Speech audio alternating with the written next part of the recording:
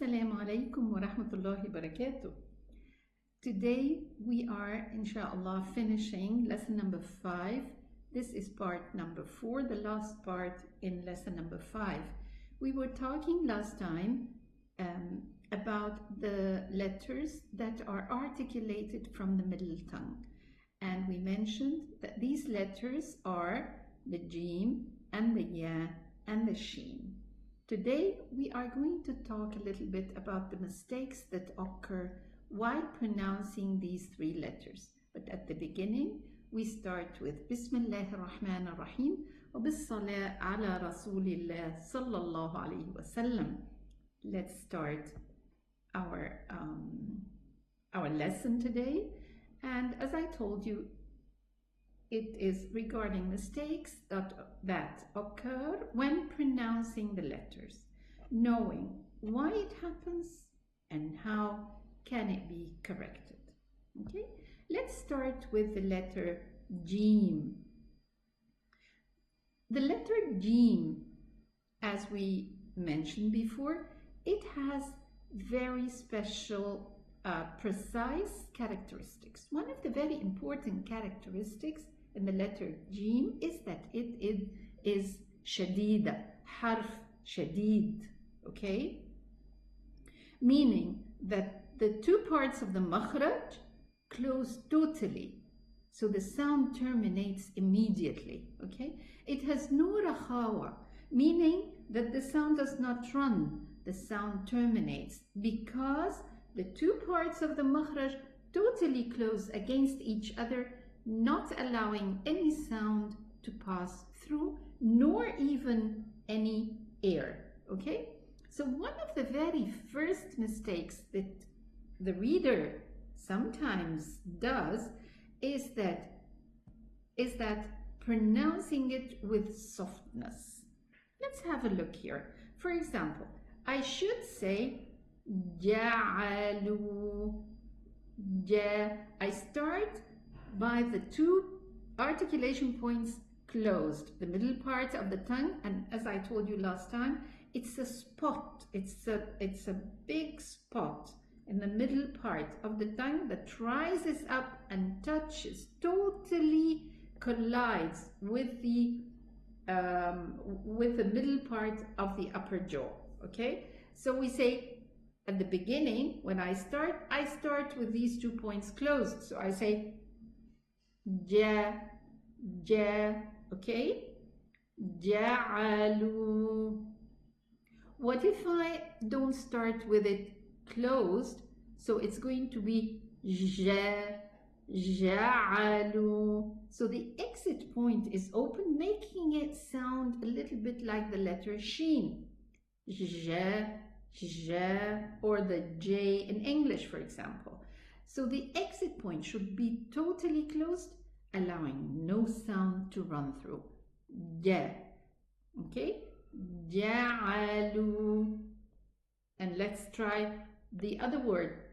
Wajannatin. Okay? So the first mistake is that we do not give its shidda character, but we give it another character which is rakhawa because we do not close the makhraj as we should do. What is the second frequent mistake? The second frequent mistake is that we mix its sound with the letter dal. Why? How is that? Why? What is the reason? And here the reason is that instead of pronouncing the letter Jim from the middle tongue, the reader gets it from the front part of the tongue towards the dal exit point.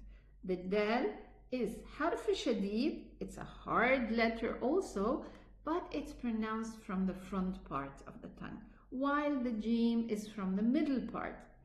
So let us listen to the correct pronunciation and the wrong pronunciation.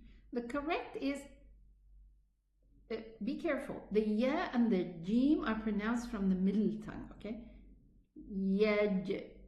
Yajma'un. let's pronounce it somehow like the dal. So we say yad, yad. You see, it's a total dal. Yad, yadma'un. So it, apart from that, the meaning is changed, but the sound is not correct. Yajma'un, yajma'un. Okay.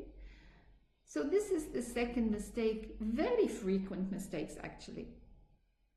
And here we come back to the sheen sound, mixing its sound with the letter sheen again. So the first word here is al-mujahideen, al-mujahideen. But the mistake that we do is, because the sheen is also from the middle part of the tongue, but the sheen has rakhawa, so it will sound like this. Al-mujahideen, al-mujahideen. Instead of pronouncing it ja, we pronounce it sha. This means that I haven't closed the makhraj properly before I pronounce the jim fatha. So instead of closing the articulation points of the letter, they are left open, as in case of the letter sheen, for example. This is ultimately changing the meaning of the word from mujahideen, meaning fighters, to mushahideen, meaning audience. Okay? And this is lahm jali, and we have to be very careful with these mistakes that sometimes we think it's a slight mistake, but actually it is not. The fourth mistake that is also frequent is, but this has to do with certain dialects, okay? Each one of us has his own or her own dialect, different mother tongue languages, different dialects. For example, we can see, we can immediately know, for example, those who live in Alexandria, for example, in Egypt, and those who live in Cairo, and those who live in other areas in Egypt, because the dialect changes. But we are required, when we read the Quran, that we get rid of all our dialects, all the effects of our mother tongue languages, and we all gather to read the Quran exactly as revealed by Prophet Muhammad sallallahu alaihi wasallam. So let us see how it sounds when we change the jim to a ya. It should be al-masjid, al-masjid. But some people would say al-masjid, yid. Also note that the ya and the jim both are pronounced from the middle part of the tongue, so they have a common articulation area, but not the same characteristics. What else do we have? Pronouncing it as a g, as in the English pronunciation girl, for example. The G, we pronounce it g. Because of different dialects also, the jim is pronounced g. This is very common in the Egyptian dialect. Nonetheless, we are all asked to pronounce the Quran exactly the same way Prophet Muhammad sallallahu alaihi wasallam did, no matter what our mother tongue or dialect is. For example, the Egyptian would say al-hajj, very common, very normal. It should be pronounced al-hajju, al-hajju, okay, or al-hajj, because it has qalqala. Okay, now we move to the letter sheen. And one of the mistakes in the letter sheen is that some people purse the lips outwards while pronouncing the letter sheen. Like, for example, saying, instead of saying shahid, they would, round the lips and just pull it a little bit outwards and say shahid, sha, sha. Maybe you can feel the difference in the sound, sha and sha, okay? So there's no rule whatsoever for the lips in pronouncing the letter sheen. And although it might not make a difference in the outcoming sound, but the shape of the lips and the facial expressions and looks still counts. So for example, if I move my lips, although this makhraj, this letter, does not require pursing the lips, it won't look proper, okay? So pronouncing it does not require any rule from the lips. Shahid. Okay. Another mistake is keeping its sound wrapped inside the mouth due to not moving the jaws a little bit apart. Many people experience this. Many people do not open the jaw properly. I had a relative, and when he was young, he would say, for example, I'll say it in English. Iman, how are you? Are you doing good?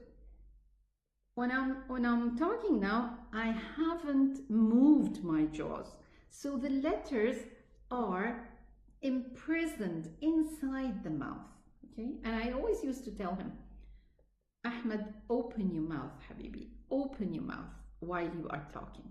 So keeping the sound of the letters wrapped inside is not a proper way of pronouncing the letters. The sheen has a strong, unique character, which is tafashi. Tafashi means spreading the sound in the mouth and out. So if the jaws are closed or not allowing this character, then the sound will be wrapped inside the mouth, similar to the hard letters. Let's give it a try and pronounce it in the correct way first. Because this word starts with Hamzatul Wasli, then I will start it with Hamzat Qata Maksura. I'm gonna say Ishtaraw, Ishtaraw, okay? But if I don't apply this tafashi by widening a little bit, parting a little bit between the jaws, it will sound like this. Ishtaraw, Ishtaraw. Somehow between Rakhawa and Shidda. Okay? But the sheen, we know that it is harf, Rekhu. The sound runs, a lot of air is spreading in the mouth.